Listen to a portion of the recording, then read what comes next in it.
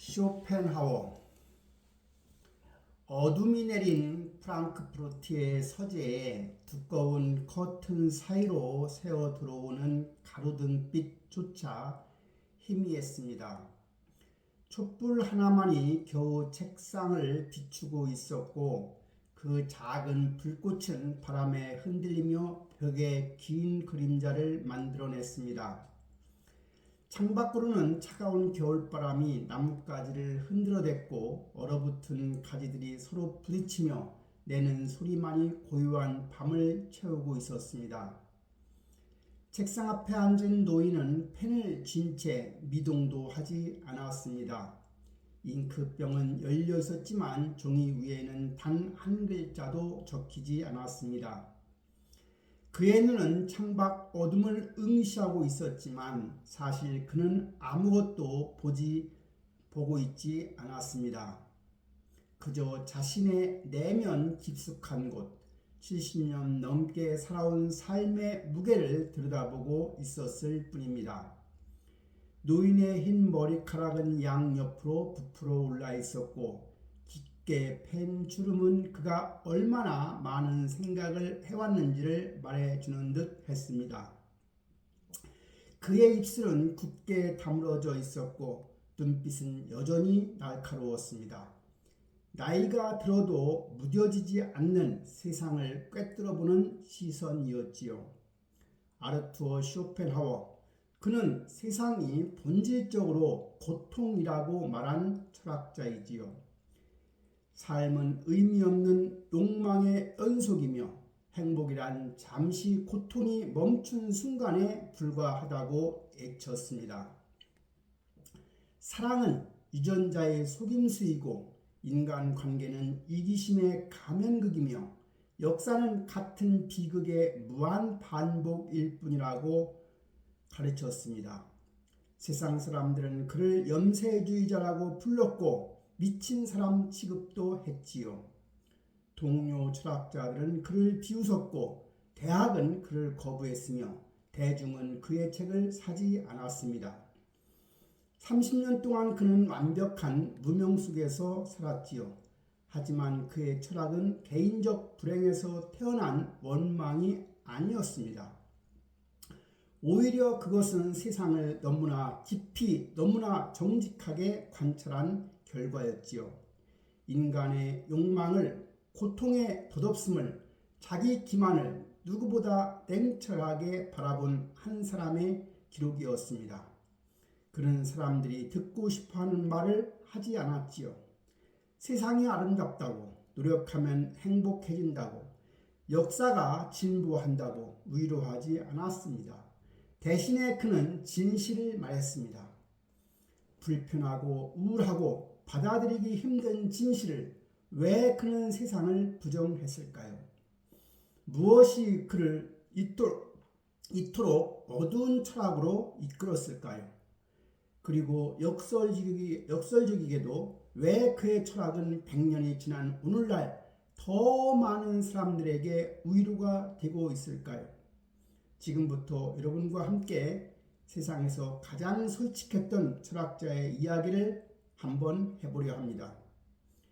부유한 집안에서 태어났지만 사랑받지 못했던 소년의 이야기를, 천재성을 확신했지만 30년 동안 무시당했던 청년의 이야기를, 그리고 마침내 세상이 그를 알아봤을 때 이미 죽음 앞에서 있던 노인의 이야기를 1788년 2월 발트의 연안의 항구도시 단지에 눈이 내리는 아침이었습니다.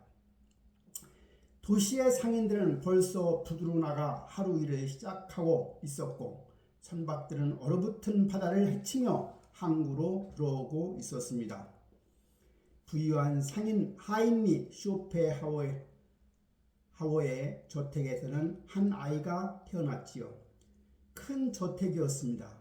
방이 12개나 되었고 하인들이 여럿 있었으며 식탁에는 매일 고급 음식이 차려졌습니다. 아버지 하인리는 도시에서 손꼽히는 무역상이었고, 어머니 요한나는 교양 있는 지식인이었습니다. 아이에게는 모든 것이 준비되어 있었지요. 재산도, 교육도, 미래도 단지 최고의 가문에서 태어난 아이는 당연히 행복할 것처럼 보였습니다. 하지만 그 집안의 분위기는 차가웠지요. 아버지 하인리는 엄격하고 우울한 사람이었습니다. 그는 사업에서는 성공했지만 삶에서는 행복을 찾지 못했지요. 항상 침울한 표정으로 집안을 돌아다녔고 아들에게조차 따뜻한 말 한마디 건네지 않았습니다. 저녁 식사 시간은 정해져 있었고 대화는 최소한으로만 이루어졌으며 웃음소리는 거의 들리지 않았습니다. 사업 이야기를 할 때만 아버지의 목소리에 힘이 실렸지요. 어떤 배가 어느 항구로 떠났는지, 어떤 상품의 가격이 올랐는지, 누구와 거래를 성사시켰는지, 하지만 그것도 기쁨이 아니라 의무를 말하는 뒤였습니다. 돈을 버는 것도 재산을 늘리는 것도 그에게는 그저 해야 할 일일 뿐이었습니다. 어머니 요한나는 달랐습니다. 그녀는 22살의 젊은 여성이었고 사교적이고 활달했으며 문학과 예술을 사랑했습니다. 시를 쓰고 소설을 읽고 음악회에 가는 것을 무척 좋아했지요. 하지만 그녀 역시 이 결혼 생활에는 행복하지 않았습니다. 남편과의 관계는 형식적이었죠. 하인리는 아내를 사랑하지 않았으며 요한나도 남편을 사랑하지 않았습니다. 이것은 사랑이 아니라 계약에 가까웠지요. 집안과 집안의 결합, 재산과 재산의 결합 형태였습니다. 그녀의 마음은 늘 다른 곳을 향해 있었지요. 책 속에 세계 예술가들의 살롱, 자유로운 대화가 있는 곳, 어린 아르투어는 그 모든 것을 지켜보며 자라났습니다. 부모가 함께 있어도 함께 있지 않는 집, 웃음소리는 있어도 진짜 기쁨은 없는 저녁 식사, 돈은 넘쳐났지만 온기가 없는 방들, 비싼 가구로 채워져 있었지만 사랑은 없는 거실, 아이는 일찍부터 깨달았지요. 행복은 내부 조건으로 만들어지는 것이 아니라고 아무리 많이 가져도 아무리 좋은 환경에 있어도 내면이 공허하면 모든 것이 무의미하다는 것을 이것이 그가 평생 동안 가지고 다닐 첫 번째 통찰이었습니다. 아버지는 아들이 자신의 뒤를 이어 상인이 되기를 원했지요. 그래서 어린 아르투어를 유럽 각지로 데려다니며 상업교육을 시켰던 겁니다. 9살부터 시작된 여행이었지요. 파리, 런던, 네덜란드, 벨기에, 소녀는 화려한 도시들을 다 보았습니다. 하지만 그가 본 것은 번영이 아니라 인간의 탐욕과 허영뿐이었습니다. 런던의 공장에서는 그는 어린 아이들이 가게 앞에서 하루 15시간씩 일하는 모습을 지켜보았습니다.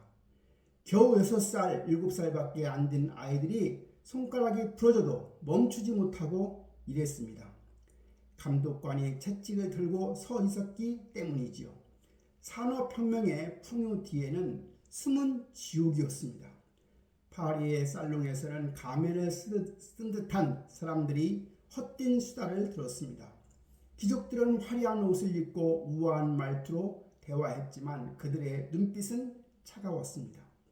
서로를 견제하고 시기하고 이용할 기회를 노리고 있었습니다. 예의 범절 뒤에 숨은 야만이었지요. 네덜란드의 항구에서는 돈을 위해 서로를 속이는 상인들을 목격하기도 했습니다. 썩은 물건에 향수를 뿌려 팔기도 하고 저울을 조작하기도 하고 계약서를 위조하기도 했습니다. 그리고 교회에 가서는 정직과 신의를 설교하는 목사의 말에 고개를 끄덕였죠. 정말로 위선이었습니다.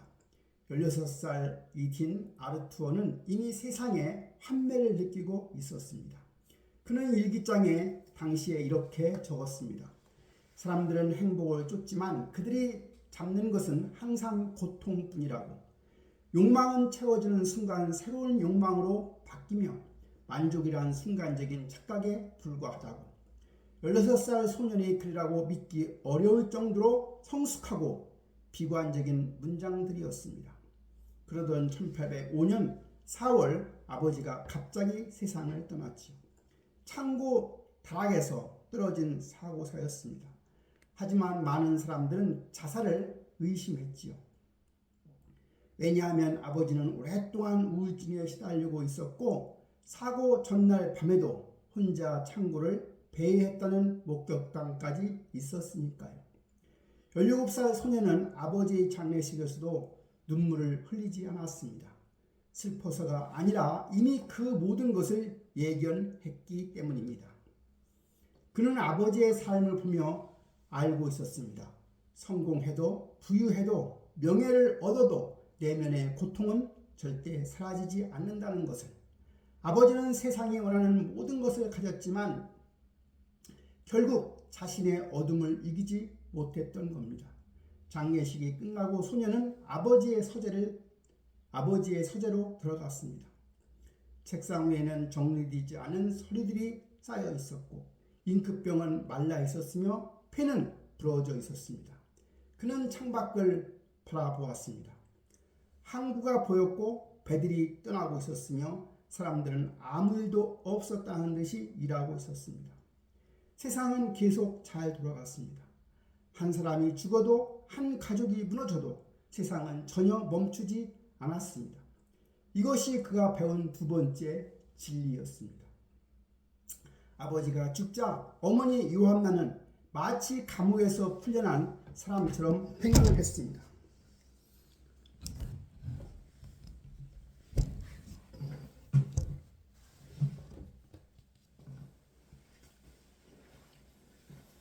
장례식이 끝나고 석 달도 되지 않아 그녀는 단지를 떠나 바이마르로 이사했습니다. 바이마르는 괴테가 사는 문화의 도시였고 예술가와 작가들이 모이는 곳이었습니다. 그녀는 그곳에서 무역 살롱을 열었습니다.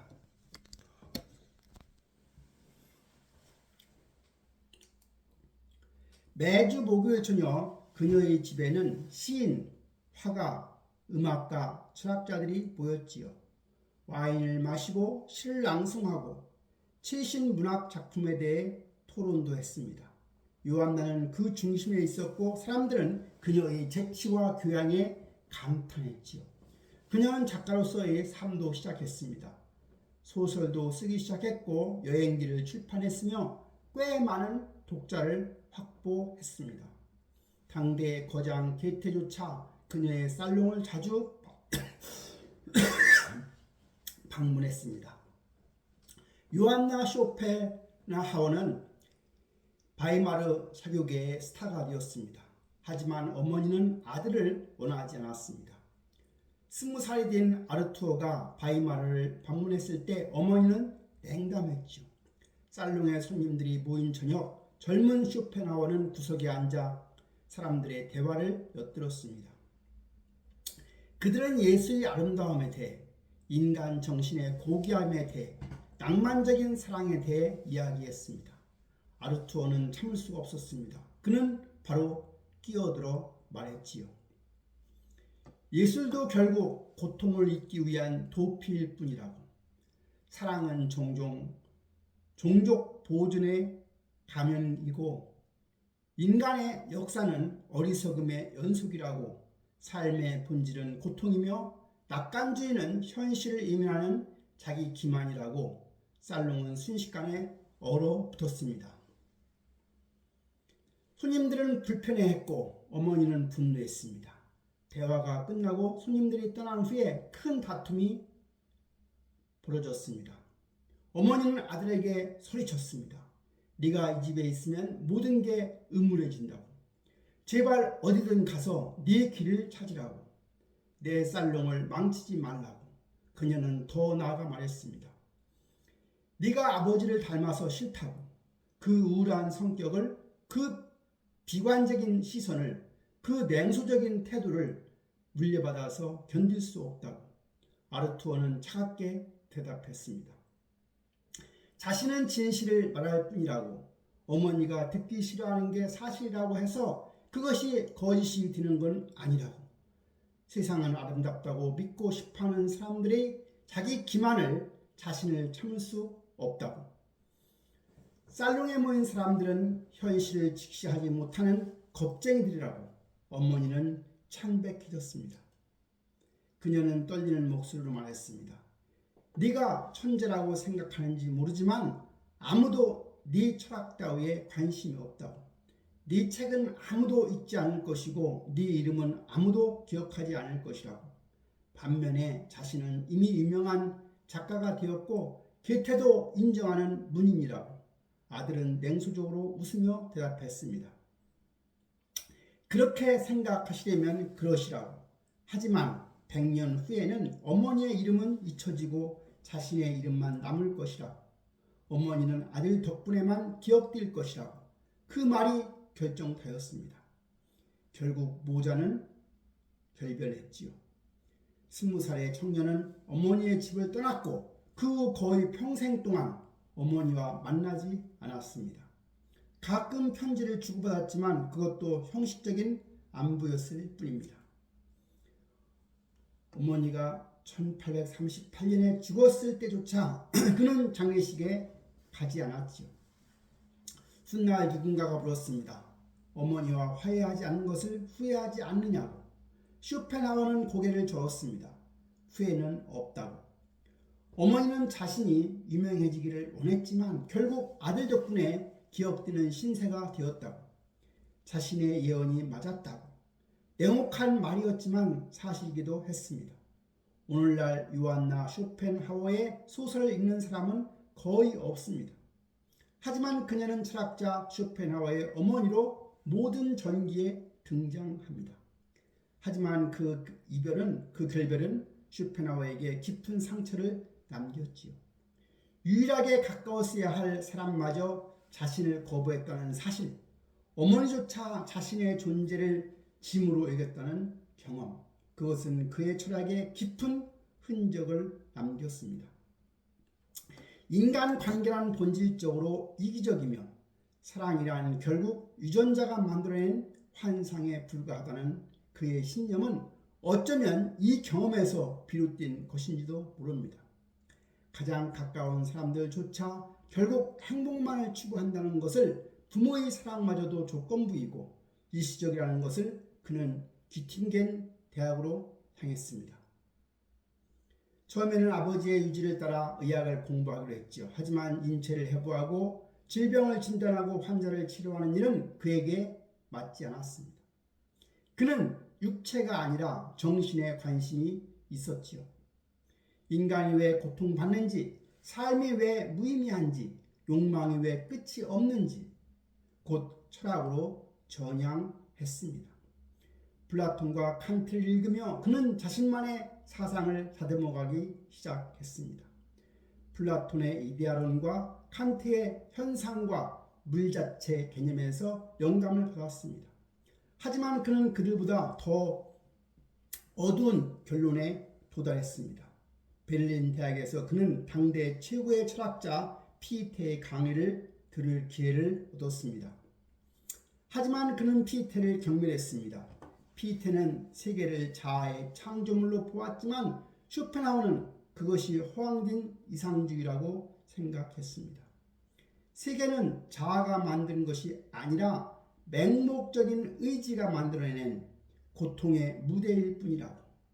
강의 중에 그는 공개적으로 피테와 논쟁했습니다. 피테 교수는 화를 냈고 다른 학생들은 당황했으며 쇼펜하우어는 강의실에서 쫓겨났습니다. 하지만 그는 개의치 않았지요. 진리를 위해서라면 어떤 권위와도 싸울 준비가 되어 있다고.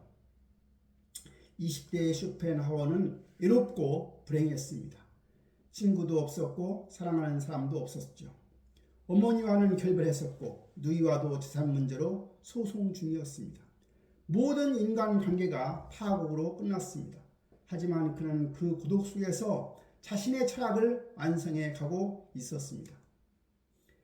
세상이 자신을 거부한다면 자신이 먼저 세상을 거부하겠다고 다짐하면서 그리고 언젠가는 또 언젠가는 반드시 세상이 자신의 가치를 알아볼 날이 올 것이라고 믿으면서 1818년 12월 드레스덴의 작은 출판사 30살의 쇼펜하우어는 자신의 원고를 출판사 사장 앞에 내려놓았지요. 두껍고 무거운 원고였습니다.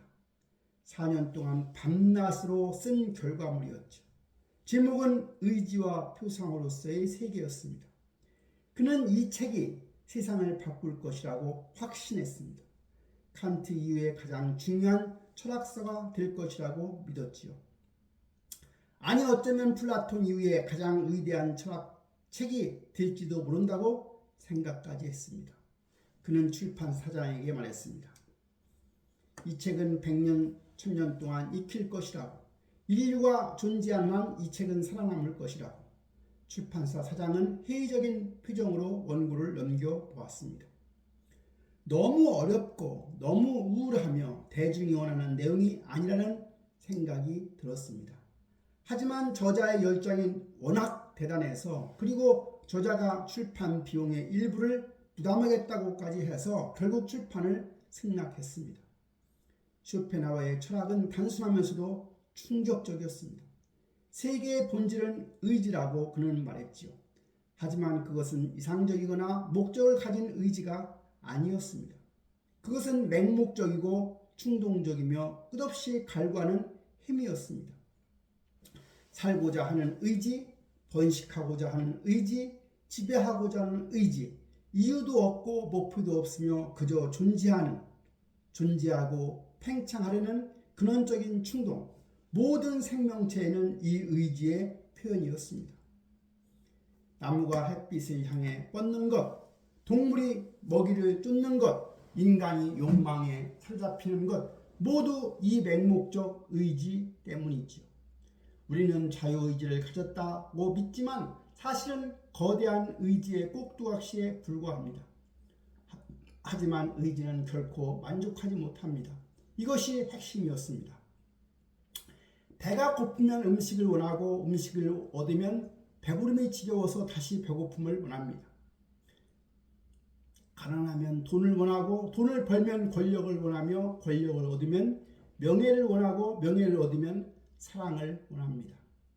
사랑을 얻으면 그것도 곧 시들해집니다. 끝이 없는 겁니다. 목표에 도달하는 순간 새로운 욕망이 생겨납니다. 만족은 잠깐이고 갈망은 영원합니다. 이것이 인간 조건의 비극입니다. 그래서 삶은 본질적으로 고통이라고 그는 결론을 지었던 겁니다. 욕망은 결핍의 다른 이름이고, 결핍은 고통입니다. 우리가 행복이라 부르는 것은 잠시 고통이 멈춘 상태일 뿐 진정한 만족은 존재하지 않습니다.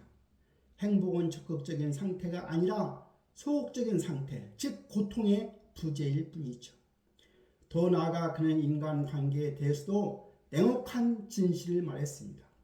사랑조차 환상이었습니다.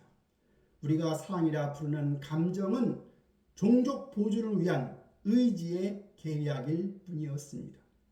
젊은 남녀가 서로에게 끌리는 것은 그들의 유전자가 좋은 조합을 만들 수 있기 때문입니다. 유전자가 자신을 복제하기 위해 만들어낸 속임수이죠. 연인들은 자유의지로 사랑한다고 믿지만 사실은 본능의 노예에 불과한 겁니다. 사랑이 식는 것도 그래서 당연하지요. 아이가 태어나면 의지의 목적이 달성되었으므로 더 이상 그 강렬한 감정이 필요 없어진다는 겁니다. 그래서 결혼한 부부들은 점점 서로에게 무관심해지고 때로는 증오하기까지 하지요. 우정도 마찬가지죠. 순수한 우정이란 거의 존재하지 않습니다. 대부분의 우정은 상호 이익에 기반합니다. 친구가 더 이상 유용하지 않으면 관계는 끝나게 되어 있습니다.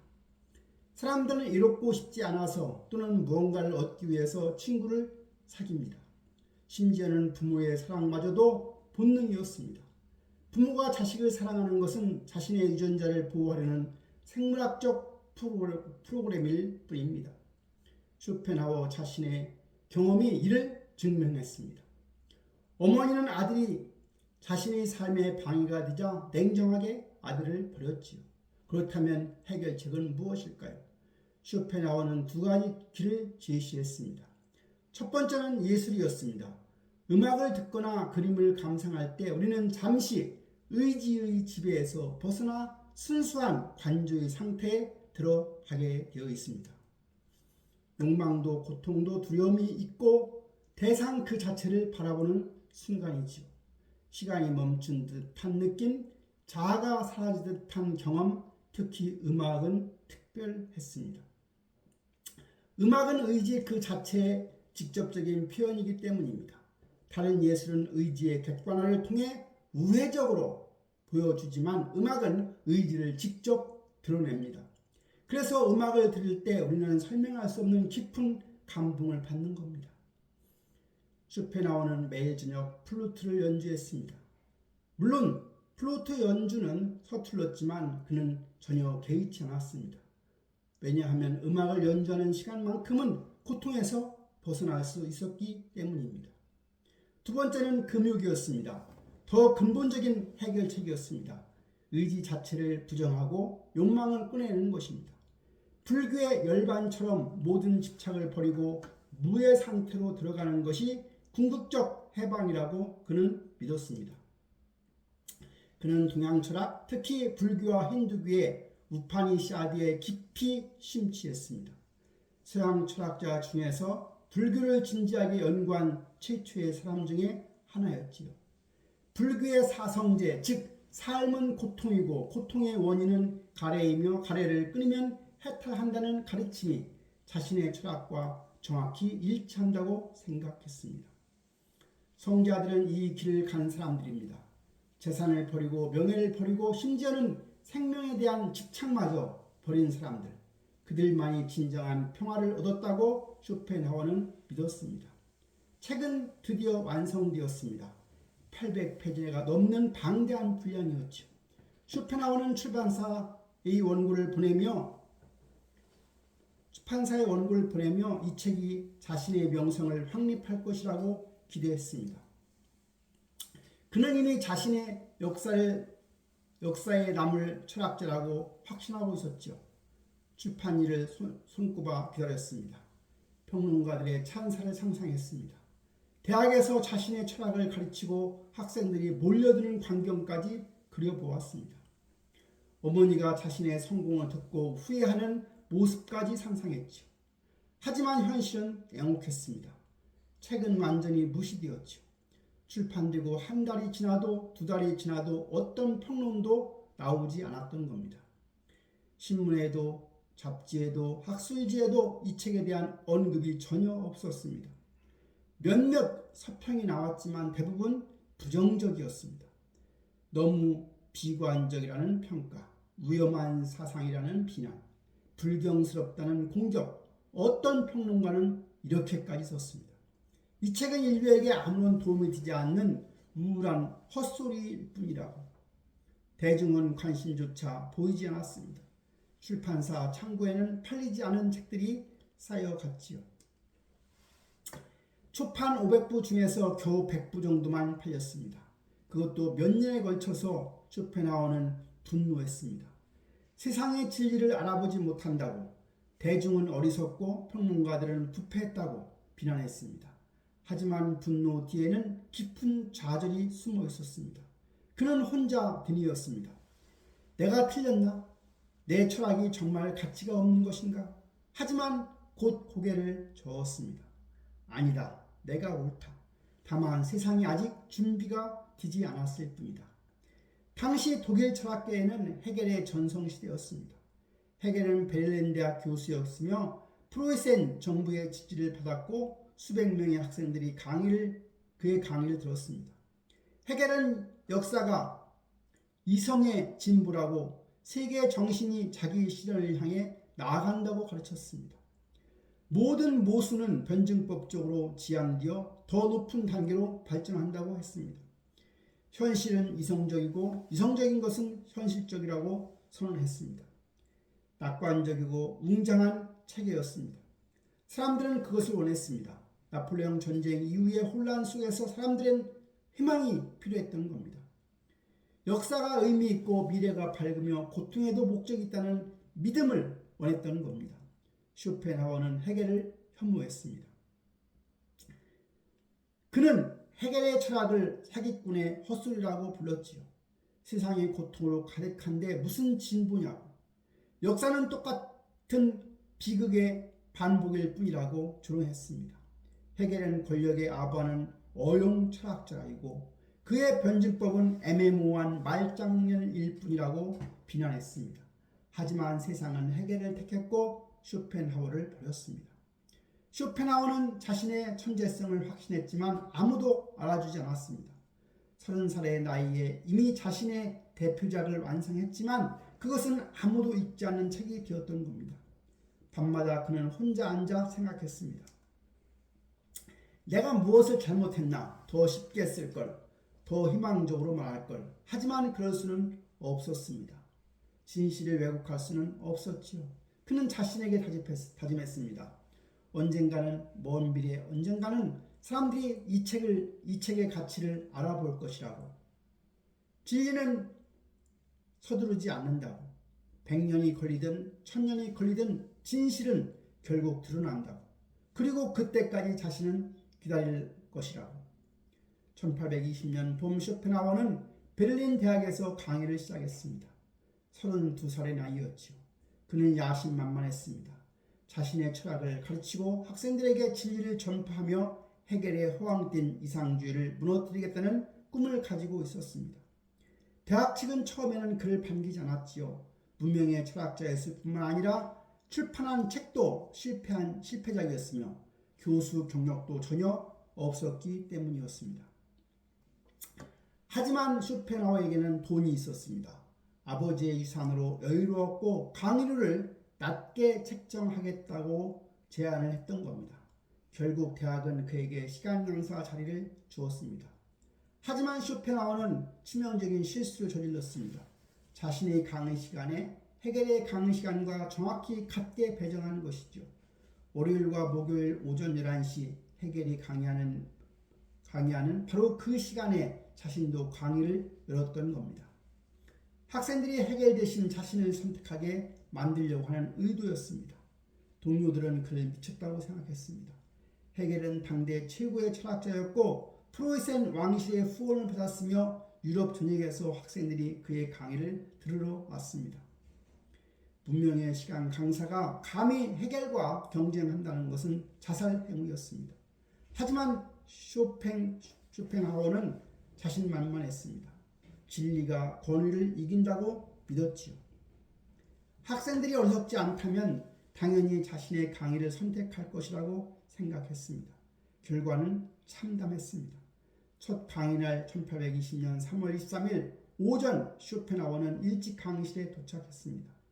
강의 노트를 펼쳐놓고 칠판에 제목을 썼습니다. 철학 전반에 관하여.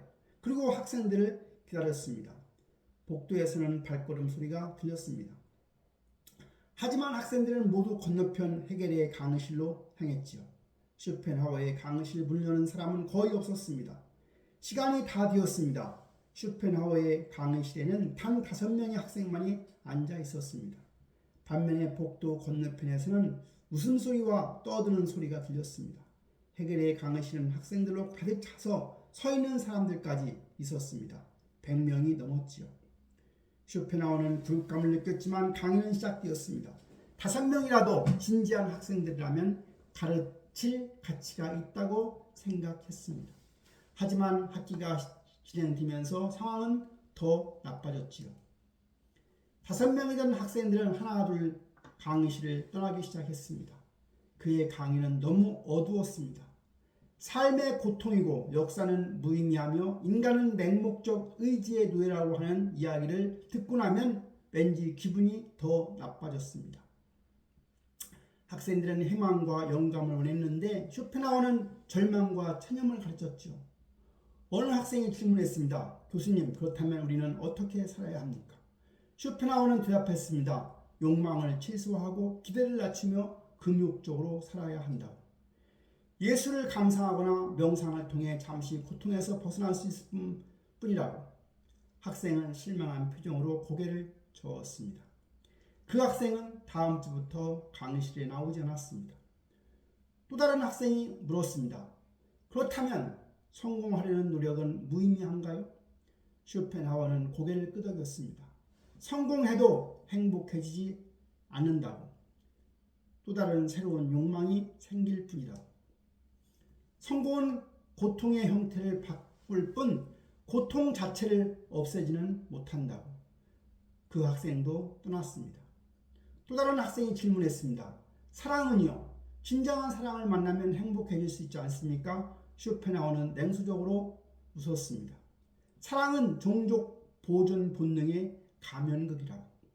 열정이 식으면 어느 환멸만 남는다고. 결혼은 장기간의 후회를 짧은 순간의 쾌락으로 바꾸는 거래라고. 마지막 학생마저 강의실을 떠났습니다. 학기 말이 되었을 때 쇼펜하우어의 강의실에는 단 한 명의 학생도 남지 않았습니다. 그는 빈 교실에서 홀로 강의 노트를 펼쳐놓고 앉아 있었지요. 세상에서 가장 중요한 진리를 전하려고 했지만 아무도 듣지 않았습니다. 한편 헤겔의 강의실은 여전히 만원이었습니다. 학생들은 열정적으로 노트를 적었고 강의가 끝나면 교수를 둘러싸고 질문을 수단했습니다. 헤겔은 스타였고 쇼펜하우어는 실패자였습니다. 쇼펜하우어는 분노했습니다. 학생들이 진리를 외면하고 달콤한 거짓말을 쫓는다고 비난했습니다. 헤겔은 권력에 아부하는 철학을 파는 사기꾼이라고 공개적으로 조롱했지요. 대학은 진리를 가르치는 곳이 아니라 거짓을 팔아 돈을 버는 장사꾼의 소굴이라고 비난까지 했습니다. 하지만 아무도 그의 편을 들어주지 않았습니다. 동료 교수들은 그를 문제아 취급했고 학생들은 그를 피했으며 대학 행정실은 그의 강의를 폐강시켰습니다. 결국 한 학기 만에 쇼펜하우어의 강의는 끝났지요. 그는 대학을 떠났습니다. 다시는 학계로 돌아가지 않겠다고 결심했지요. 이 어리석은 세상이 자신의 가치를 알아보지 못한다면 혼자서라도 철학을 계속해야겠다고 다짐했습니다. 그는 자신의 일기에 이렇게 썼습니다. 나는 내 시대를 위해 글을 쓰지는 않는다. 미래를 위해서 글을 쓴다. 진리는 항상 처음에는 조롱당하고 그 다음에는 격렬히 반대당하며 마지막에는 자명한 것으로 받아들여진다. 나는 세 번째 단계를 기다릴 것이다. 그 무렵 베를린에 콜레라가 창궐했습니다. 1831년 여름 동유럽에서 시작된 콜레라가 독일로 퍼져왔습니다. 베를린 시민들은 공포에 떨었지요. 매일 수십 명씩 죽어나갔습니다. 거리에는 시체를 실은 수레가 다녔고 병원은 환자로 넘쳐났습니다. 8월 헤겔이 콜레라에 감염되었습니다. 당대 최고의 철학자가 병상에 누웠습니다. 의사들이 찾아왔지만 당시 의학으로는 콜레라를 치료할 방법이 없었습니다. 며칠 후에 헤겔은 결국 사망했습니다. 그때 나이가 61살이었지요. 쇼펜하우어는 그 소식을 듣고 베를린을 떠났습니다. 그리고 프랑크푸르트로 이주를 했습니다. 많은 사람들이 수군거렸습니다. 쇼펜하우어가 콜레라가 두려워서 결국은 도망쳤다고. 쇼펜하우어의 철학대로라면 죽음을 두려워할 이유가 없을 텐데 정작 본인은 겁쟁이처럼 도망쳤다는 비아냥이었습니다. 쇼펜하우어는 그 비난을 들었지만 전혀 개의치 않았습니다. 그는 대답했습니다. 죽음을 두려워하지 않는 것과 불필요한 위험을 무릅쓰는 것은 다른 문제라고. 현명한 사람은 피할 수 있는 죽음을 피한다고. 프랑크푸르트에 정착한 그는 평생 그곳에서 보내게 되었습니다. 만강이 보이는 작은 아파트 한켠에는 개 한 마리와 함께 완전한 고독 속에서 세상이 자신을 버렸다면 자신도 세상을 버리면 그만이다고 생각했습니다. 그는 더 이상 인정받으려고 애쓰지도 않기로 했습니다. 다만 자신이 옳다는 것을 언젠가는 세상이 알아볼 것이라는 것을 믿으며 살아가기로 했지요. 그리고 그는 기다렸던 겁니다. 30년을 프랑크푸르트의 시내 아우스지스트 거리 17번지 쇼펜하우어는 마인강이 내려다 보이는 2층 아파트에 정착했습니다. 방은 3개짜리 작은 공간이었지요. 서재, 침실, 그리고 식당 겸 거실. 그것이 그가 평생을 보낼 세계의 전부였던 겁니다.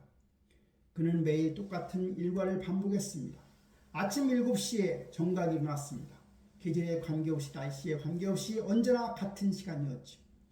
찬물을 열어 환기를 시키고 찬물로 목욕을 했습니다. 찬물 목욕은 그의 철칙이었습니다. 정신을 맑게 하고 의지를 단련시킨다고 믿었기 때문이죠. 간단한 아침 식사를 마친 후에 오전 내내 글을 썼습니다. 서재 책상 앞에 앉아 펜을 들었습니다. 창밖으로는 마인강이 흘렀고 배들이 지나다녔으며 사람들이 오고 왔습니다. 하지만 그는 그 어느 것도 보지 않았습니다. 오직 종이 위에만 집중했던 거죠. 그는 놀라울 정도로 규칙적으로 글을 썼습니다. 하루에 딱 5시간, 즉 오전 8시부터 오후 1시까지 그 시간 동안에는 누가 찾아와도 문을 열지 않았고 무슨 일이 있어도 쓰기를 멈추지 않았습니다. 점심은 정확히 1시에 같은 식당에서 먹었습니다. 앵글쇼 호프라고 하는 이름의 고급 레스토랑이었지요. 그곳의 단골이었던 그는 항상 같은 자리에 앉았습니다. 창가 구석 테이블, 다른 손님들과 멀리 떨어진 자리. 그는 혼자 식사했지만 테이블에는 항상 2개의 접시가 놓였습니다. 하나는 자신의 것이었고 다른 하나는 개를 위한 것이었습니다. 아트마, 그가 키우는 푸들 이름이지요. 산스크리트어로 세계 영혼이라고 하는 뜻의 이름이었습니다. 식당 주인은 처음에는 개를 드리는 것을 거부했지요. 하지만 쇼펜하우어는 협상했습니다. 개를 위한 자릿값을 별도로 지불하겠다고, 심지어 개를 위한 특별 메뉴를 매일 주문하겠다고. 주인은 결국 승낙했습니다. 돈을 내는 손님인데 거절할 이유가 없었던 거죠. 사람들은 수군거렸습니다. 저 이상한 노인은 개를 사람처럼 대우한다고, 개와 대화를 나누고 개의 의견을 묻는다고. 하지만 쇼펜하우어는 신경 쓰지 않았습니다. 그는 개를 사람보다 더 신뢰했습니다. 개는 배신하지 않고 거짓말하지 않으며 이기적이지 않다고 믿었던 거죠. 개는 순수한 존재라고 생각했습니다. 인간의 교활함과 위선에 물들지 않는 생명이라고. 점심 식사 후에 그는 산책을 나갔습니다. 이것도 빠짐없이 매일 2시간 동안 이루어졌습니다. 오후 2시부터 4시까지 비가 오든 눈이 오든 여름이든 겨울이든 그는 산책을 나갔습니다. 산책 코스도 정해져 있었지요. 아파트에서 나와 마인강 뚝을 따라 남쪽으로 걷고 다리를 건너 돌아오는 경로였습니다. 정확히 5km 거리였습니다. 그는 이 길을 30년 동안 매일 걸었습니다. 아트만은 언제나 그의 곁을 따라왔습니다. 묻지 않아도 개는 주인을 떠나지 않았습니다. 쇼펜하우어는 산책하면서 생각에 잠겼지요. 때로는 혼잣말로 중얼거렸고 때로는 개에게 말을 걸기도 했습니다. 동네 사람들은 그를 이상한 노인으로 여겼습니다. 항상 같은 시간에 같은 길을 산책하고 누구와도 인사하지 않으며 개에게만 말을 거는 개짜였습니다. 아이들은 그를 무서워했고 어른들은 그를 비웃었습니다. 어느 날 장난기 많은 청년이 그에게 시비를 걸었습니다. 노인장, 개와 대화하면 개가 대답이라도 합니까? 쇼펜하우어는 차갑게 대답했습니다. 개는 적어도 자네처럼 어리석은 질문은 하지 않는다고. 청년은 화가 나서 쇼펜하우어의 어깨를 밀쳤습니다. 노인은 비틀거렸지만 넘어지지는 않았지요. 그는 아무 말도 하지 않고 걸어갔습니다. 하지만 그날 저녁 그는 경찰서에서 고소장을 제출했습니다. 폭행죄로 재판이 열렸습니다. 청년은 벌금형을 선고받았지요. 쇼펜하우어는 만족했습니다. 자신이 옳았다는 것이 증명되었으니까요.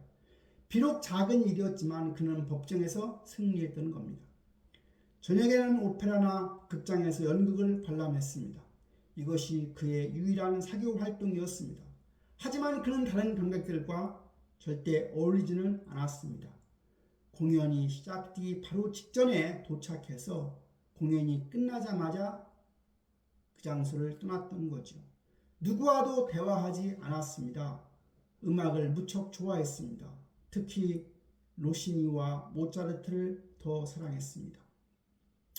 오페라를 보는 동안만큼은 그 얼굴에 평화로운 표정이 떠올랐습니다. 음악이 그를 일상의 고통에서 해방시켰던 거죠. 공연이 없는 날에는 집에서 독서를 했습니다. 플라톤, 칸트, 우파니샤드, 불경, 그는 이 책들을 수없이 반복해서 읽었습니다. 새로운 책보다는 오래된 고전을 선호했지요. 진리는 새롭지 않다고 믿었기 때문입니다. 그리고 자신의 책도 읽었습니다. 의지와 표상으로서의 세계를 다시 펼쳐보며 자신이 얼마나 옳았는지 다시 확인했습니다. 세월이 지나도 고칠 부분이 거의 없었지요. 완벽했습니다. 밤 11시 그는 잠자리에 들었습니다. 이것도 변함없는 규칙이었지요. 침대 옆에는 언제나 권총이 놓여 있었습니다. 도둑이 두려워서가 아니었습니다. 혹시 모를 불면증에 대비해서였지요. 그는 심한 불면증을 앓았습니다. 아버지에게서 물려받은 것 같았습니다. 밤마다 잠들지 못하고 뒤척인 날이 참 많았습니다. 그럴 때면 그는 권총을 만지작거렸습니다. 만약 견딜 수 없게 되면 그것으로 모든 것을 끝낼 수 있다는 생각을 하지만 총을 쏘지는 않았습니다. 삶이 고통이지만 그래도 살아야 할 이유가 있었습니다. 자신의 철학을 세상에 알려야 했습니다. 언젠가는 사람들이 자신의 책을 읽을 날이 올 것이라고 믿었지요. 이 일과는 거의 30년 동안 변하지 않았다고 합니다. 기계처럼 정확하고 수동성처럼 금욕적인 삶이었습니다. 그에게는 친구는 없었습니다. 몇몇 지인은 있었지만 진정한 우정이라고 할 수는 없었습니다. 그는 사람을 믿지 않았습니다. 모든 인간 관계는 결국 이기심에 기반한다고 생각했지요. 대신 개를 키웠습니다. 아트마가 죽으면 다른 푸드를 입양했고 그 개도 항상 아트마라고 불렀습니다. 세계의 영혼은 하나이므로 개의 입체가 바뀌어도 이름은 같아야 한다고 하는 것이 그의 논리였습니다. 그의 삶은 금욕적이었지만 완벽하게 절제된 것은 아니었습니다.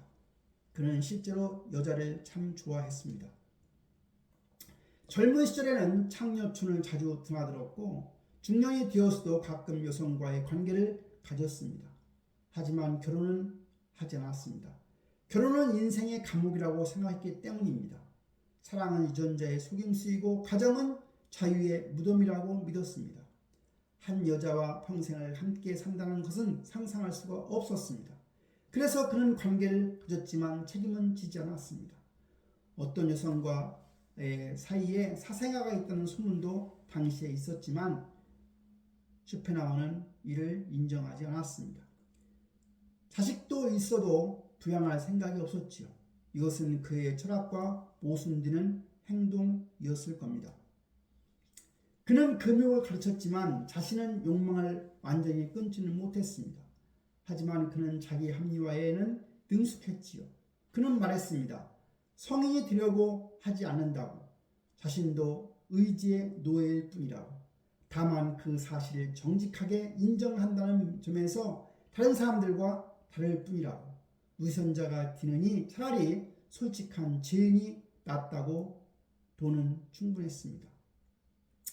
아버지의 유산으로 평생을 안락하게 살 수 있었습니다. 은행, 예금, 채권, 주식에 투자했었고 꽤 성공적이었지요. 그는 재산 관리에 매우 신중했습니다. 노년에는 상당한 부자였지요. 하지만 사치하지는 않았습니다. 적당한 아파트에서 살았고 옷도 검소했으며 식사도 절제했습니다. 다만 책과 음악에는 돈을 아끼지 않았습니다. 그는 주식 투자로 재산을 불렸습니다. 경제신문을 꼼꼼히 읽었고 시장 동향을 분석했으며 신중하게 투자도 했지요. 역설적이게도 세상을 부정한 철학자는 자본주의 체제의 수혜자였습니다. 어느 날 한 지인이 물었습니다. 선생님의 철학대로라면 재산도 무의미할 텐데 왜 그리 열심히 돈을 관리하십니까? 쇼펜하우어는 대답했습니다. 돈이 행복을 주지는 못하지만 돈이 없으면 불행은 확실하다고. 재산은 고통을 줄여주는 방패라고. 가난은 추가적인 고통일 뿐이라고.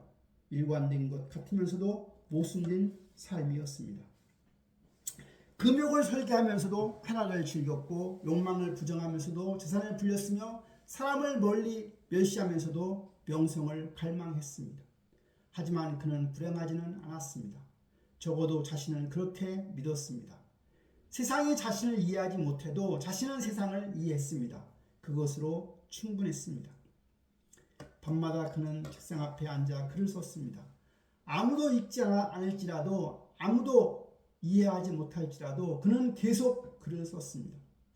논문을, 에세이를, 격언을, 일기를 그는 자주 이렇게 중얼거렸습니다. 진리는 서두르지 않는다고. 세상이 준비될 때까지 기다릴 뿐이라고. 나는 내 시대를 위해 글을 쓰지 않는다고. 미래를 위해서 글을 쓴다고. 창밖으로 마인강이 흘러갔습니다. 계절이 바뀌고 해가 뜨고 지고 사람들이 태어나고 죽었습니다. 세상은 계속 돌아갔습니다. 그리고 쇼펜하우어는 기다렸습니다. 혼자서 고독하게. 그러나 확신을 가지고 1850년대 초반 쇼펜하우어는 이미 60을 넘긴 노인이었습니다. 그저 주저가 출판된 지 30년이 넘었지만 여전히 무명이었습니다. 책은 팔리지 않았고 그의 이름을 아는 사람은 거의 없었지요. 하지만 유럽의 분위기가 조금씩 바뀌어가고 있었습니다. 1848년 혁명이 실패로 끝난 후에 사람들은 낙관주의의 환멸을 느끼기 시작했죠. 자유평등 파괴를 외치며 거리로 나갔지만 혁명은 유혈진압으로 끝났습니다. 왕정은 그대로였으며 불평등은 여전했으며 민중의 희망은 짓밟혔습니다. 헤겔이 말한 역사의 진보는 어디에도 보이지 않았습니다.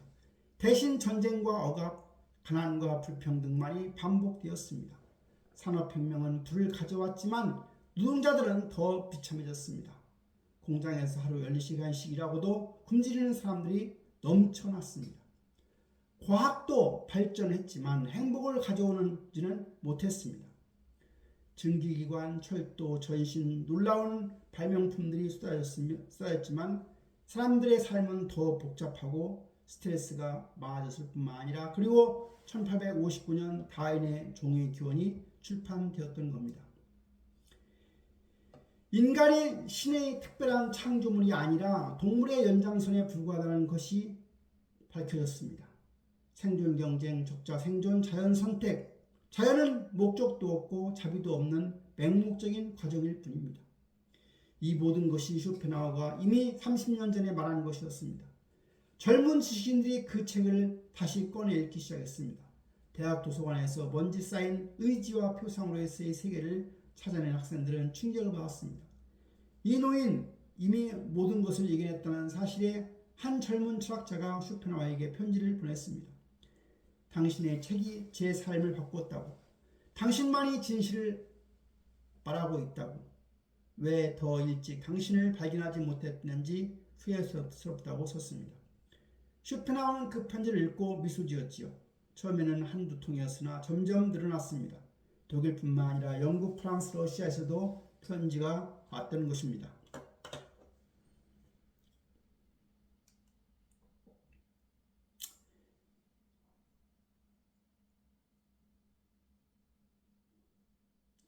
초판보다는 더 좋은 종이에 더 큰 활자로 더 많은 인쇄를 달라고 출판사는 승낙했습니다. 1851년 의지와 표상으로서의 세계 제2판이 출간되었지요. 이번에는 팔렸습니다. 서점에서 품절 사태가 벌어졌고 대학에서는 그의 철학을 강의하기 시작했지요. 신문과 잡지에서 인터뷰 청이 쇄도했습니다. 평론가들이 그를 당대 최고의 철학자라고 칭송까지 했습니다. 어제까지 무시하던 사람들이 갑자기 존경을 표했습니다. 베를린 대학에서 편지가 왔습니다. 명예교수를 제안한다고. 30년 전에 그를 쫓아낸 바로 그 대학이었습니다. 쇼펜하우어는 정중하게 거절했습니다. 지금 와서는 주는 명예 따위는 필요 없다고. 자신은 이미 역사가 인정한 철학자라고 젊은 학자들이 프랑크푸르트를 찾아왔습니다. 거장을 만나고 싶다고, 가르침을 받고 싶다고 쇼펜하우어는 몇몇을 만났습니다. 하지만 오래 대화하지는 않았습니다. 그들이 자신의 철학을 제대로 이해하지 못한다고 생각했기 때문입니다. 어느 젊은 철학자가 질문했습니다. 선생님, 이제 유명해지셨는데 기쁘지 않으십니까? 쇼펜하우어는 쓸쓸하게 웃으면서 대답했습니다. 기쁘다기보다는 당연하다는 생각이 든다고. 자신은 항상 알고 있었다고. 진리는 결국 승리한다는 것을, 다만 시간이 오래 걸렸을 뿐이라고. 1853년 바그너가 그를 방문했습니다. 당대 최고의 작곡가였지요. 바그너는 쇼펜하우어의 열렬한 추종자였습니다. 그는 말했습니다. 당신의 음악 철학이 제 오페라에 영감을 주었다고. 특히 의지와 음악에 대한 통찰이 놀라웠다고. 쇼펜하우어는 바그너의 음악을 좋아하지는 않았습니다. 너무 시끄럽고 복잡하다고 생각했습니다. 하지만 정중하게 대했습니다. 바그너는 유명인이었고 그의 추종이 자신의 명성에 높이는데 도움이 되었으니까요. 방문객들이 늘어났습니다. 작가, 화가, 음악가, 철학자들이 프랑크푸르트로 왔습니다. 쇼펜하우어의 아파트 작은 살롱이 되었습니다. 매주 일요일 오후 그는 몇몇 방문객을 받았습니다. 하지만 그는 여전히 외로웠습니다. 사람들이 찾아오지만 진정한 교감은 없었지요. 그들은 그의 철학을 이해하지 못했습니다. 단지 유명인을 만났다는 것에 만족할 뿐이었지요. 어느 날 한 젊은 여성이 찾아왔습니다. 그녀는 쇼펜하우어의 철학에 감동했다고, 선생님을 존경한다고 말했습니다. 쇼펜하우어는 그녀와 대화를 나눴습니다. 오랜만에 즐거운 시간이었지요. 하지만 그녀가 떠난 후에 그는 자조적으로 웃었습니다. 60이 넘는 노인이 젊은 여성의 방문에 들뜬 것에 우습게 느껴졌습니다. 여전히 의지의 노예라는 증거였습니다. 나이가 들어도 욕망은 사라지지 않았습니다.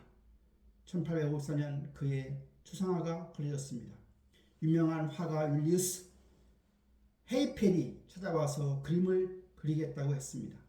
쇼펜하우어는 처음에는 거부했지만 결국 승낙했습니다. 후세를 위해 자신의 모습을 남겨야 한다고 생각했지요.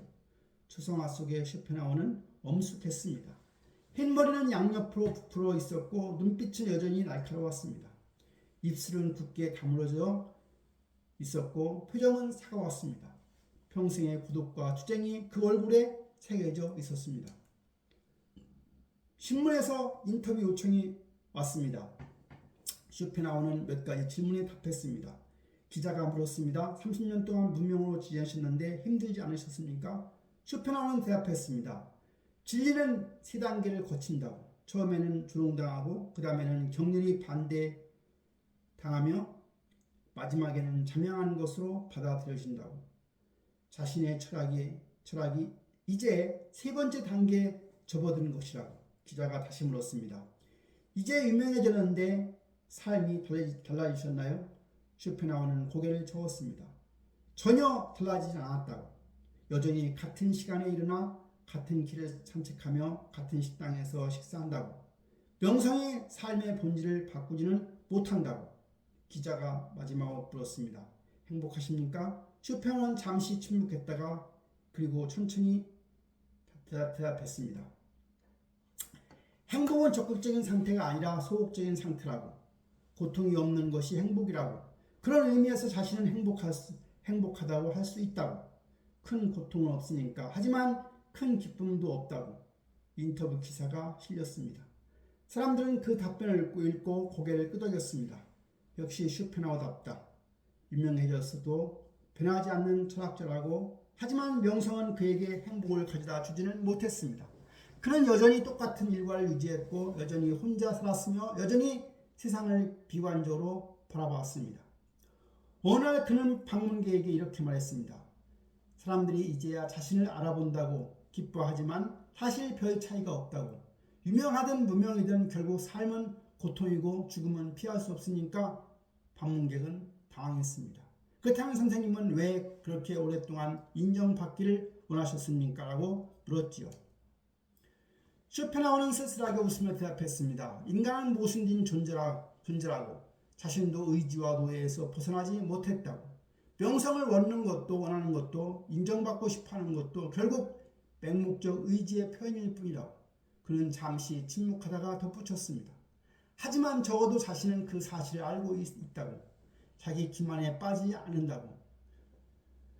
위선자보다는 솔직한 죄인이 낫다고. 1850년 그는 보충판을 출판했습니다. 주제에 덧붙여 에세이와 논문 모음집이었습니다. 그것도 잘 팔렸습니다. 이제 그는 베스트셀러 작가였습니다. 돈이 들어왔습니다. 인쇄 수입이 상당했습니다. 하지만 그는 생활 방식을 바꾸지 않았습니다. 여전히 같은 아파트에 살았고 같은 식당에서 식사했으며 같은 옷을 입었습니다. 다만 자선 기부는 늘렸습니다. 가난한 예술가들을 지원했고 동물 보호단체에 기부했으며 전쟁 고아들도 도왔습니다. 그는 자신의 철학과 달리 선행을 했습니다. 누군가가 물었습니다. 세상이 고통이고 삶이 무의미하다면 왜 자선을 하십니까? 쇼펜하우어는 대답했습니다. 타인의 고통에 공감하는 것은 자연스러운 일이라고. 그것은 연민이고 연민은 윤리의 유일한 기초라고. 세상이 고통스럽기 때문에 오히려 서로 도와야 한다고. 그는 자신의 철학이 옳다는 것을 자기의 삶으로 증명하고 싶었습니다.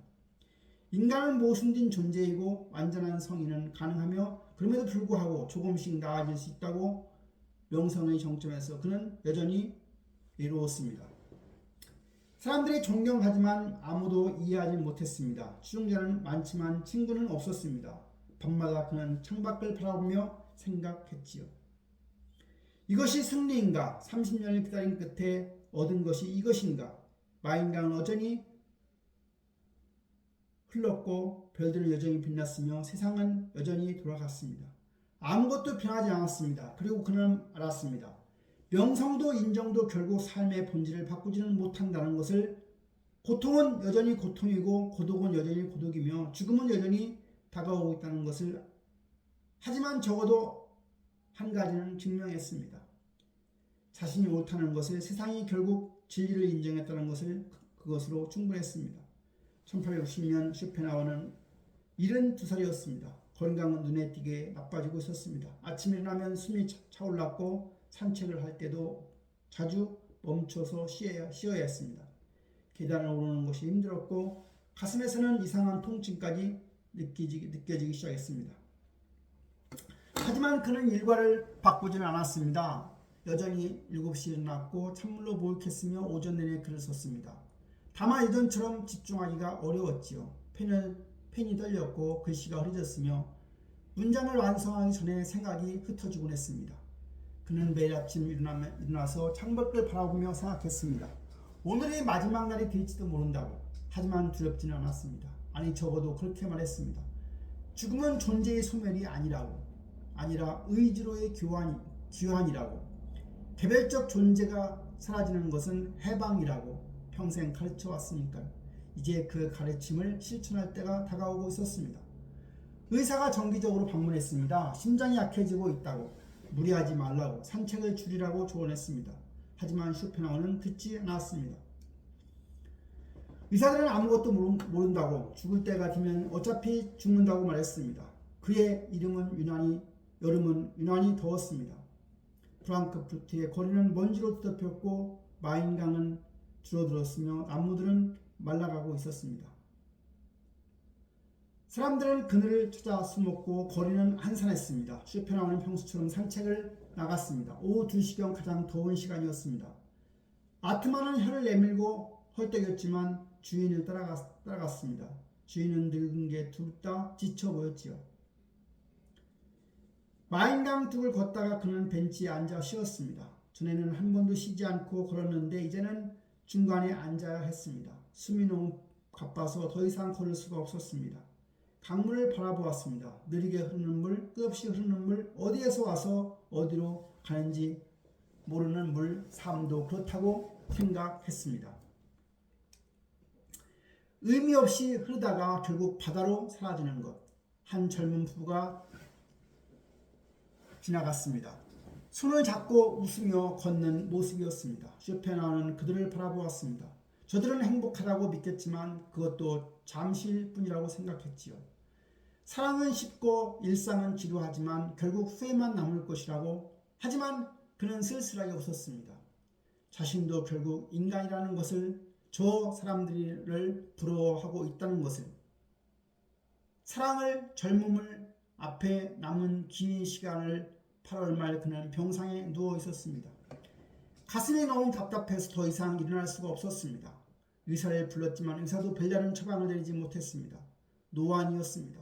심장이 약해져서 더 이상 버티지 못하는 것이었습니다.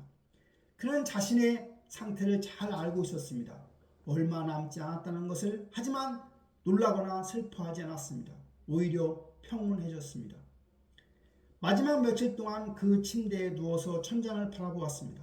아파트 천장에는 작은 금이 가 있었습니다. 오래된 건물이었으니까요. 그 금을 따라 눈을 움직이면 그는 생각에 잠겼습니다. 내 삶은 무엇이었나? 의미가 있었나? 성공했나? 그는 스스로 답했습니다. 의미는 없었다고.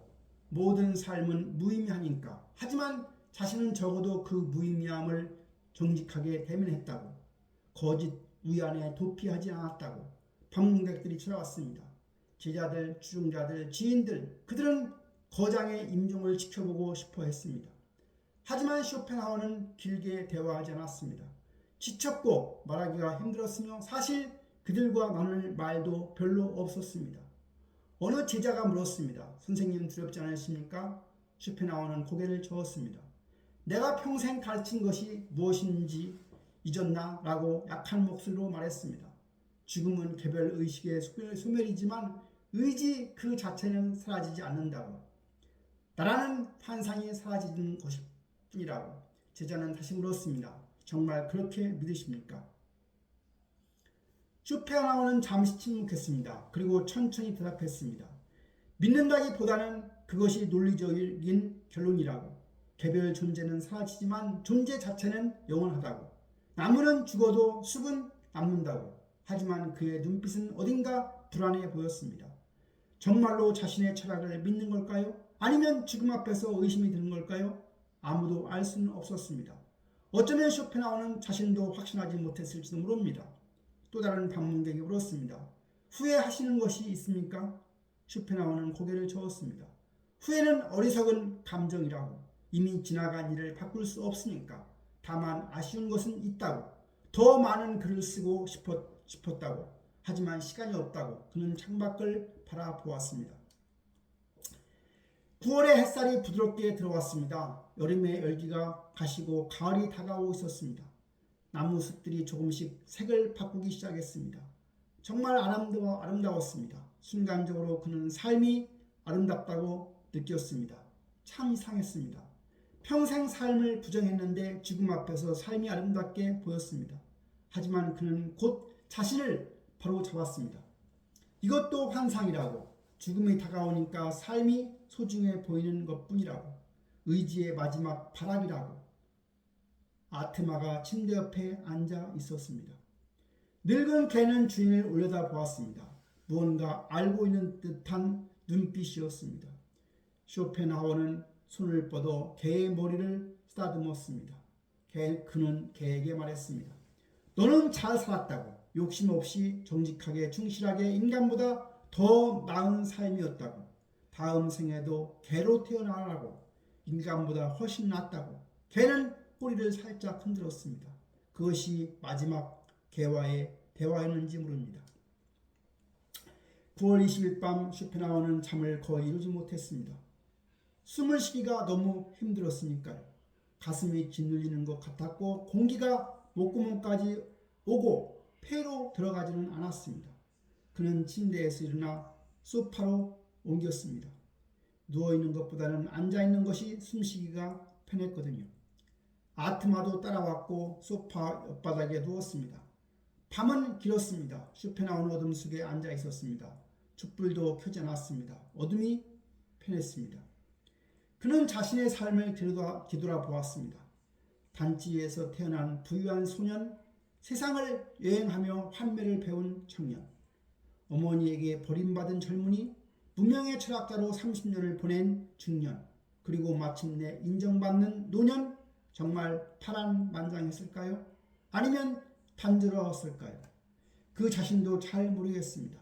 다만 한 가지는 확신할 수 있습니다. 자신은 정직했다고, 진실을 예면하지 않았다고 동이 트기 시작했습니다. 창문 너머로 회색빛이 스며들었습니다. 새벽에 고요한 빛이었습니다. 도시는 아직 잠들어 있었고 거리는 텅 비어 있었습니다. 쇼펜하우어는 그 빛을 바라보았습니다. 정말 아름다웠습니다. 죽음 전의 마지막 새벽이었습니다.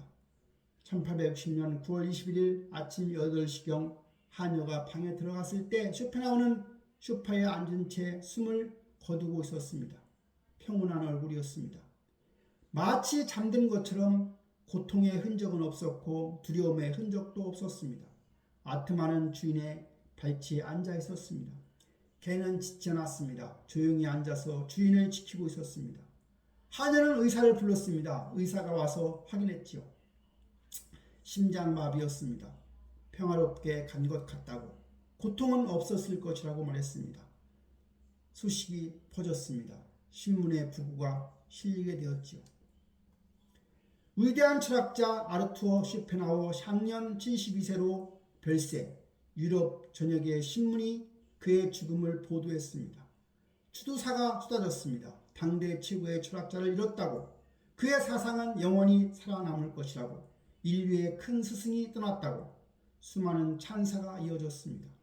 하지만 쇼펜하우어는 들을 수가 없었습니다. 그는 이미 세상을 떠났습니다. 의지의 세계로 아니면 무로, 누구도 모르는 곳으로 장례식은 9월 26일에 치러졌습니다. 간소하게 그가 원한 대로 종교의식 없이, 목사 없이, 기도 없이 단지 몇몇 친구들과 제자들만 참석했습니다.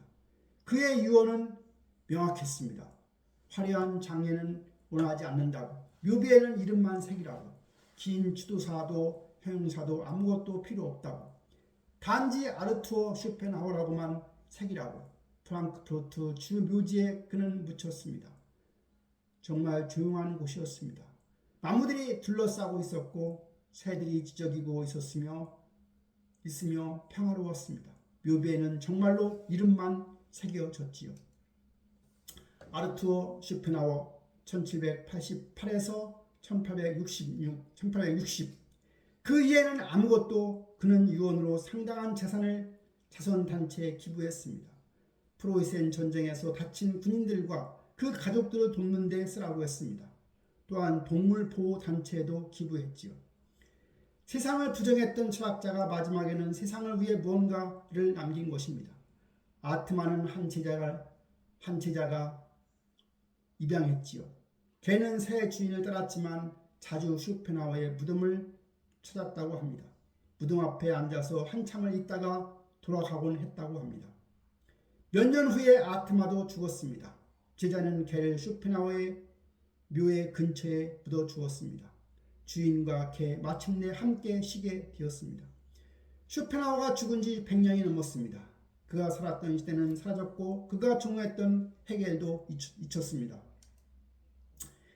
프로이센 왕국도 오스트리아 제국도 그가 알던 유럽도 모두 역사 속으로 사라졌습니다. 하지만 그의 철학은 여전히 살아 있습니다. 그가 죽은 후 그의 영향력은 오히려 더 커졌습니다. 니체가 그의 책을 읽고 철학자가 되기로 결심했습니다. 비록 나중에는 스승을 넘어서려 했지만 니체의 철학은 쇼펜하우어 없이는 존재할 수가 없었습니다. 바그너는 쇼펜하우어의 철학을 오페라로 만들었습니다. 트리스탄과 이졸데는 쇼펜하우어의 의지 철학을 음악으로 표현한 작품이었지요. 욕망과 죽음, 갈망과 해방의 이야기였습니다. 톨스토이는 그의 책을 읽고 깊은 영향을 받았습니다. 러시아의 대문호는 쇼펜하우어를 통해 불교를 접했고 그것이 그의 후기 사상에 큰 영향을 주었습니다. 톨스토이는 편지에 이렇게 썼습니다. 쇼펜하우어는 내가 만난 가장 위대한 천재라고. 프로이드의 정신분석학도 쇼펜하우어의 그림자 아래 있었습니다. 의식 아래의 무의식이 이성으로 통제할 수 없는 충동, 억압된 욕망 등 이 모든 개념은 쇼펜하우어의 맹목적 의지 개념과 놀라울 정도로 유사했습니다. 아인슈타인은 쇼펜하우어를 평생 읽었습니다. 상대성 이론을 연구하던 과학자는 철학자의 책에서 큰 위안을 찾았다고 합니다. 그는 말했습니다. 쇼펜하우어의 글은 나에게 평화를 준다고. 토마스 만, 카프카, 브레스, 베케트, 수많은 작가들이 그의 영향을 받았습니다. 그들의 작품 속에는 쇼펜하우어의 그림자가 어른거렸습니다. 삶의 부조리, 욕망의 허무, 의미의 부재, 비트겐슈타인도 쇼펜하우어를 읽었습니다. 20세기 최고의 철학자 중 한 명인 그는 쇼펜하우어의 책을 16살에 읽고 큰 충격을 받았다고 고백했습니다. 왜일까요? 왜 이렇게 어둡고 비관적인 철학이 이토록 많은 천재들에게 영향을 주었을까요? 왜 죽은 지 100년이 넘은 철학자의 말이 여전히 사람들에게 울림을 주는 걸까요? 어쩌면 그것은 쇼펜하우어가 정직했기 때문일지도 모릅니다. 그는 삶을 미워하지 않았습니다. 또 고통을 부정하지도 않았습니다. 행복이 쉽게 얻어진다고 거짓말하지도 않았습니다.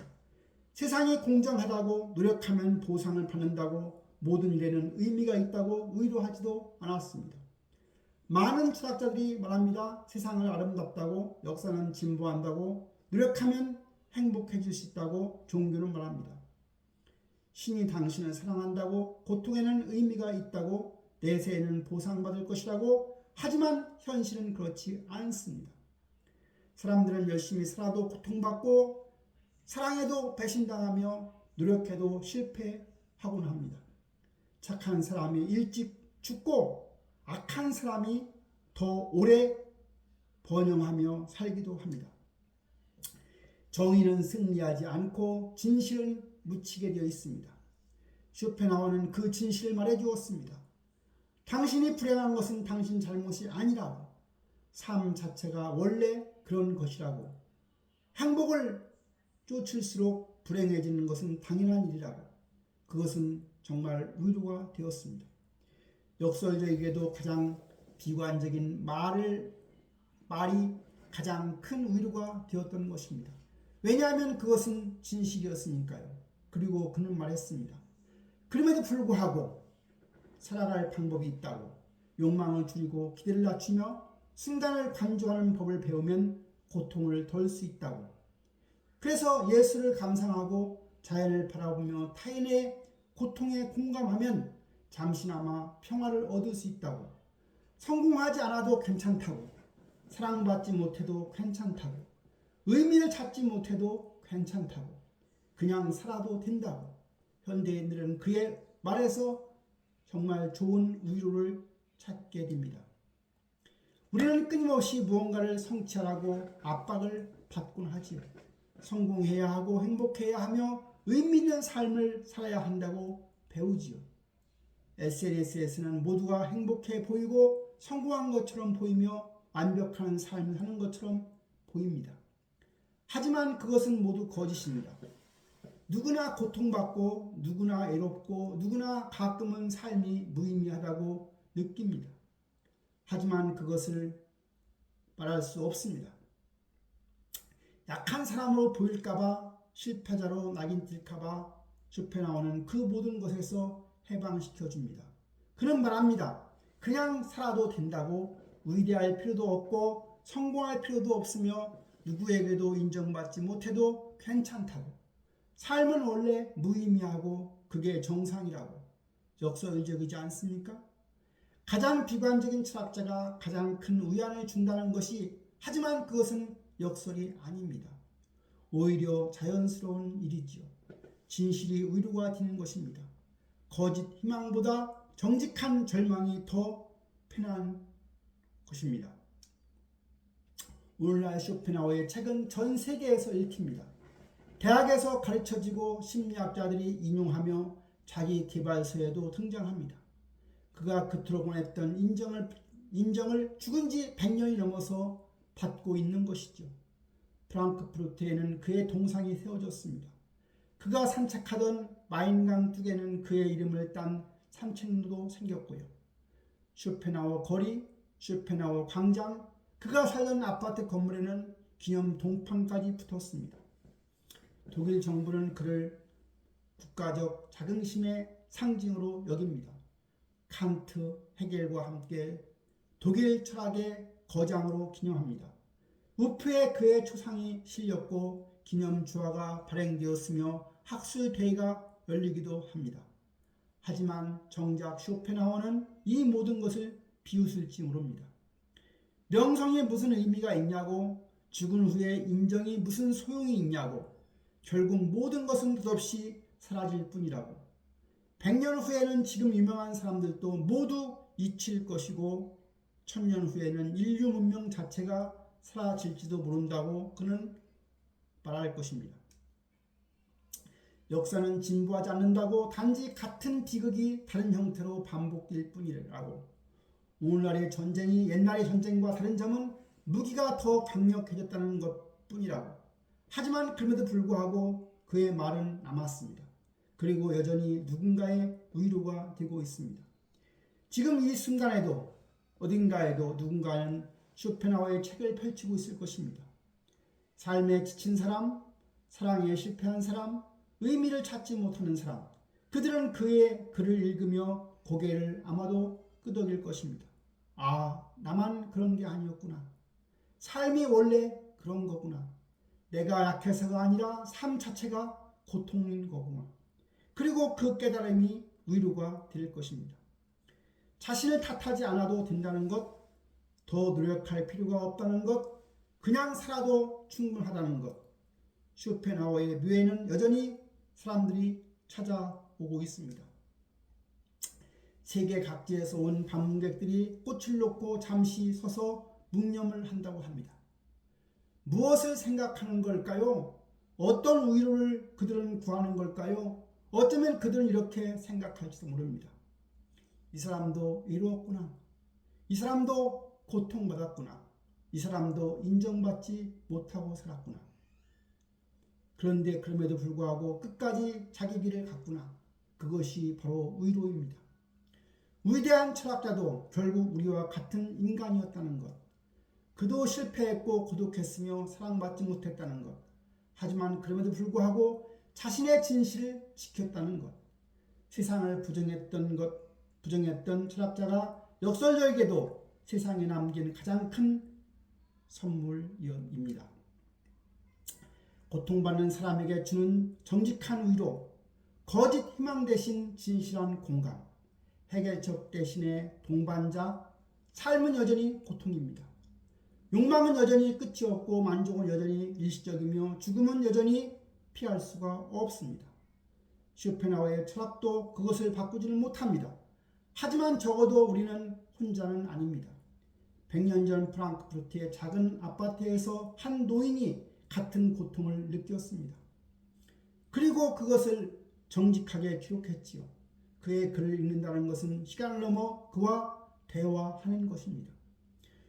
고독한 사람들 사이의 연대인 겁니다. 고통받는 사람들 사이의 공감입니다. 쇼펜하우어는 죽었지만 그의 목소리는 여전히 들리고 있습니다. 책장을 넘기는 순간 그는 다시 살아납니다. 그리고 말합니다. 삶은 고통이라고. 하지만 그것을 정직하게 대면할 수가 있다고. 거짓 위안에 도피하지 않을 수 있다고. 그리고 그 정직함 속에서 이상하게도 평화를 찾을 수 있다고. 이것이 쇼펜하우어가 남긴 것입니다. 해결책이 아니라 동반자, 희망이 아니라 정직함, 구원이 아니라 이해, 그리고 그것으로 충분합니다. 밤이 깊어갑니다. 창밖으로는 여전히 바람이 불고 나뭇가지가 흔들립니다. 쇼펜하우어가 그랬던 것처럼 우리도 이 어둠 속에서 무언가를 생각합니다. 그는 옳았을까요? 삶이 정말 본질적으로 고통일까요? 행복은 정말 환상일까요?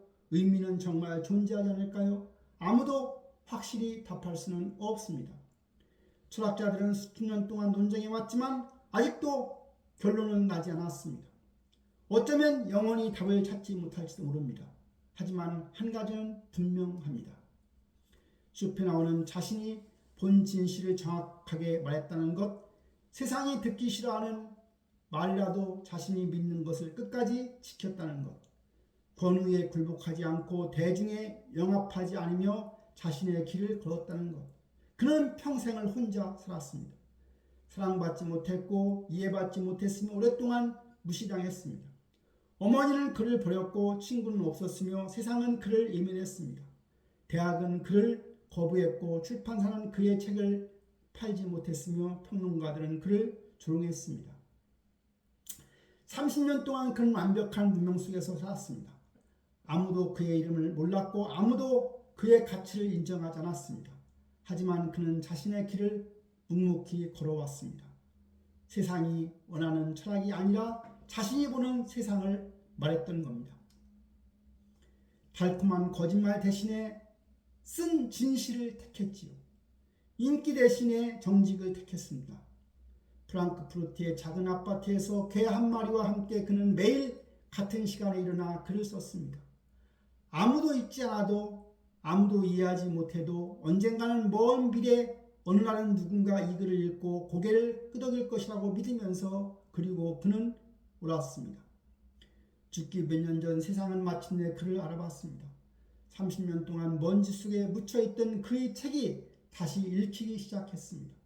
사람들은 놀랐습니다. 이 노인이 이미 모든 것을 이겨냈다는 사실에. 하지만 명성은 그를 행복하게 만들지는 못했습니다.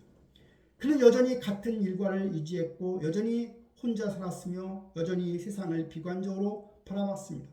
유명하든 무명이든 삶의 본질은 변하지 않았으니까요.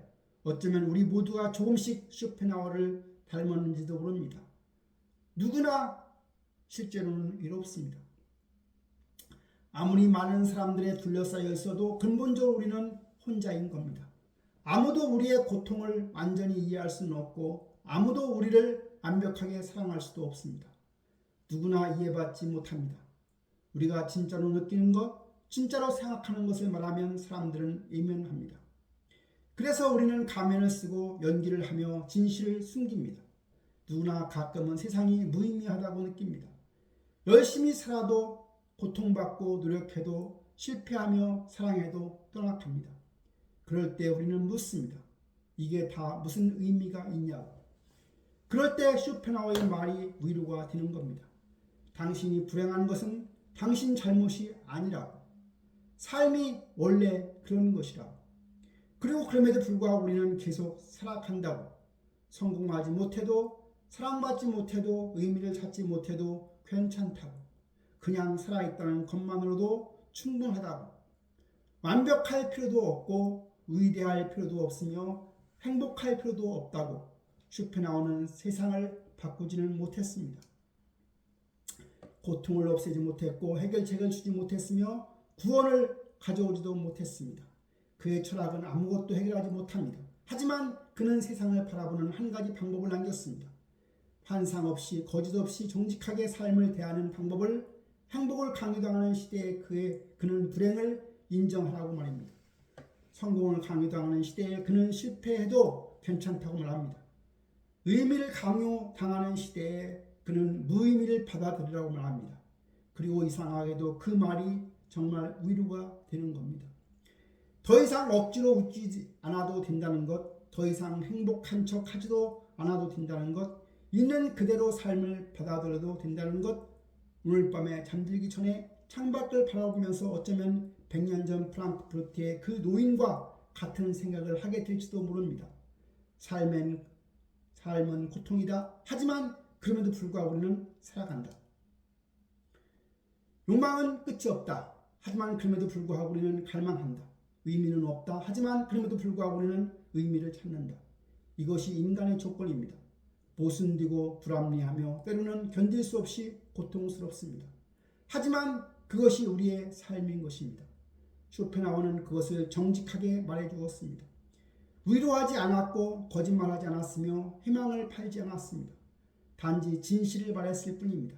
그리고 그 진실 속에서 이상하게도 우리는 평화를 찾습니다. 더 이상 완벽해야 한다는 압박에서 벗어날 수가 있습니다. 더 이상 행복해야 한다는 강박에서 자유로워질 수가 있습니다. 그냥 살아도 된다는 것, 그것만으로도 충분하다는 것, 쇼펜하우어의 묘비에는 그의 이름만 새겨져 있습니다. 아르투어 쇼펜하우어 1788년에서 1860년. 긴 설명도 없고 화려한 주사도 없으며 형용사도 없었습니다. 하지만 그 단순한 이름 속에 모든 것이 담겨 있습니다. 한 인간의 삶, 고독했지만 정직했던, 불행했지만 진실했던, 사랑받지 못했지만 자기 길을 걸었던 한 사람의 이야기. 그의 삶은 성공적이었을까요? 행복했을까요? 의미가 있었을까요? 그 자신도 아마 확신하지는 못했을 것입니다. 그는 평생 의미를 부정했으니까요. 하지만 한 가지는 확실합니다. 그는 자신의 진실에 충실했다는 것. 세상이 원하는 거짓을 말하지 않았다는 것. 끝까지 자기 자신이었다는 것. 그리고 그것으로 충분합니다. 지금 이 순간에도 어딘가에서 누군가는 그의 책을 읽고 있을 것입니다. 삶에 지친 사람, 의미를 찾지 못한 사람, 행복하지 못한 자신을 자책하는 사람, 그들은 그의 글을 읽으며 알게 될 것입니다. 자신만 그런 게 아니라는 것을, 100년 전에 1000년 전에도 사람들은 같은 고통을 느꼈다는 것을, 그리고 그럼에도 불구하고 계속 살아왔다는 것을 쇼펜하우어는 말합니다. 고독한 자들에게 당신은 혼자가 아닙니다. 나도 혼자였습니다. 그리고 혼자인 것이 때로는 가장 정직한 상태입니다. 쇼펜하우어는 말합니다. 불행한 자들에게 당신이 약해서가 아닙니다. 삶이 원래 그런 것입니다. 행복을 강요하는 세상이 거짓말하는 것입니다. 쇼펜하우어는 말합니다. 의미를 찾지 못한 자들에게 의미가 없어도 괜찮습니다. 의미 없이도 살 수가 있습니다. 그냥 살아있다는 것만으로 충분합니다. 밤은 깊어가고 별들은 차갑게 빛납니다. 우주는 거대하고 우리는 작으며 모든 것은 느닷없이 사라질 것입니다. 하지만 지금 이 순간 우리는 여기 있습니다. 숨쉬고 생각하고 느끼고 있습니다. 고통스럽지만 아름답기도 한 이 순간을 쇼펜하우어가 프랑크푸르트의 창가에 앉아 마인강을 바라보았던 것처럼 우리도 창밖을 바라볼 것입니다. 무엇을 보나요? 무엇을 느끼나요? 어쩌면 아무것도 아닐지 모릅니다. 그냥 밤이고 그냥 어둠이고 그냥 또 하루가 지나가는 것일 뿐, 하지만 그것으로 충분합니다. 삶은 고통입니다. 그래도 우리는 살아가는 겁니다. 이것이 쇼펜하우어가 남긴 메시지입니다. 희망도 아니고 절망도 아닌 그저 정직한 관찰, 그리고 그 정직함 속에서 우리는 조금은 자유로워집니다. 세상을 부정한 철학자 쇼펜하우어의 이야기입니다. 그의 삶은 우리에게 묻습니다. 정직하게 산다는 것은 무엇인가요? 진실에 충실한다는 것은 무엇인가요? 세상이 원하는 거짓말 대신 자신이 보는 진실을 말하는 것은 무엇인가요? 쉽지 않은 질문일 겁니다. 쇼펜하우어는 자신도 완벽하게 답하지는 못했습니다. 하지만 그는 평생 그 질문과 씨름했습니다. 그리고 그 씨름 자체가 어쩌면 가장 정직한 삶이었는지도 모릅니다.